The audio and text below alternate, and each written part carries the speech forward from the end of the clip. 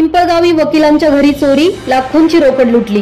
दिवाळी सणाच्या पूर्वसंध्येला पिंपळगाव बसवंत येथील मुंबई महामार्गालगत असलेल्या प्रमिला लॉन्सच्या पाठीमागे श्री श्री रविशंकर कॉलनी येथील ॲडव्होकेट संजय मधुकर शिंदे यांच्या साई प्रसाद बंगलोत अज्ञात चोरट्यांनी घरात कोणीही नसल्याचा फायदा घेत काहीतरी यंत्राने बंगल्याच्या मागच्या बाजूच्या खिडकीचे गज कापून घरात प्रवेश केला व कपाटात ठेवलेले 2 लाख रुपये आणि तब्बल 23 तोळे सोने लंपास केले असल्याची घटना घडली असून परिसरात दिवाळीच्या पहिल्याच दिवशी झालेल्या या घटनेमुळे शहरात भीतीचे वातावरण निर्माण झाले आहे।